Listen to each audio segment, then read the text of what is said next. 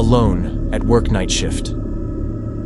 The fluorescent lights buzzed softly above me as I sat alone in the office, the only sound in the otherwise silent building. It was nearly midnight, and I had stayed late to finish a project that was due the next morning. The open plan office, usually bustling with activity, was eerily quiet and empty. My co-workers had left hours ago, their goodbyes echoing through the now deserted halls. I rubbed my eyes, trying to shake off the growing fatigue. The glow of my computer screen was harsh in the darkness, casting long shadows across the room. I stretched, stood up, and decided to make a quick trip to the break room for some coffee. As I walked down the dimly lit corridor, I couldn't shake the feeling that I was being watched. I glanced over my shoulder, but the hallway was empty, the rows of cubicles dark and silent. I quickened my pace, the unsettling sensation growing stronger with each step. The break room was a small, windowless space at the end of the hall.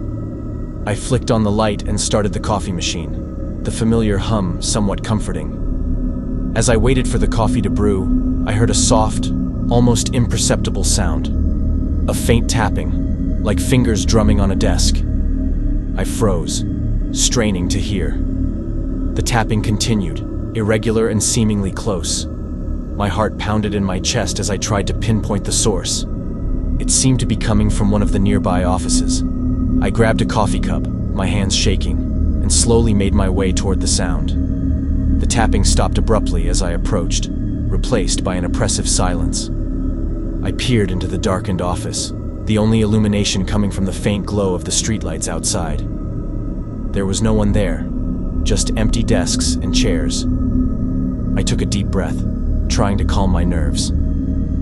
"It's just your imagination," I muttered to myself, turning back to the break room. But as I walked away, I heard it again, this time, louder. The tapping had turned into a rhythmic thumping, like someone was banging their fists against the walls. Panic surged through me, and I broke into a run, desperate to get back to the safety of my desk. I rounded the corner and skidded to a halt. The thumping was coming from my office. My computer screen flickered, casting eerie shadows across the room. I approached cautiously, my heart in my throat. The air felt colder, and I could see my breath misting in front of me. As I stepped into the room, the temperature dropped further, the chill biting through my clothes. My computer screen suddenly went black, plunging the office into darkness. I fumbled for the light switch, but it wouldn't turn on. The thumping grew louder, echoing through the empty space. "Who's there?" I called out, my voice trembling. "This isn't funny." The only response was the continued thumping, now accompanied by a low, guttural growl. I backed away, my mind racing. I had to get out of there. I turned and ran for the exit, but the door slammed shut in front of me with a deafening bang. I pounded on the door, yelling for help, but my voice seemed to be swallowed by the darkness. The growling grew closer, a malevolent presence that filled the room. I pressed my back against the door, my eyes wide with terror. Suddenly, a figure emerged from the shadows. It was tall and gaunt, with hollow eyes that glowed with an unnatural light. Its mouth twisted into a grotesque grin, revealing rows of sharp, jagged teeth.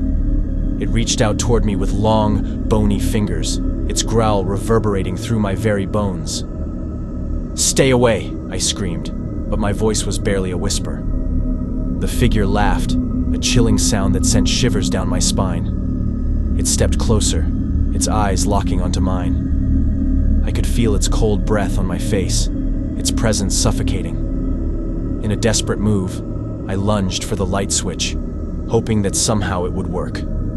The light flickered on, and the figure vanished, leaving me alone and trembling. The room was back to normal, the temperature returning to its usual warmth. I stumbled out of the office, my legs weak and unsteady. I grabbed my things and fled the building, not daring to look back. As I drove away, I could still feel the weight of those hollow eyes watching me. The next day, I returned to work, determined to put the experience behind me.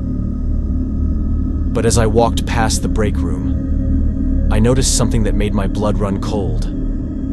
There, etched into the wall, were deep scratches, like claw marks, trailing all the way down the corridor to my office. I quit my job that day, unable to shake the feeling that the malevolent presence was still there, waiting for its next victim. And sometimes, late at night, I can still hear the faint sound of tapping, echoing through the silence of my new office, reminding me that some things can never be left behind. Please like and subscribe our channel.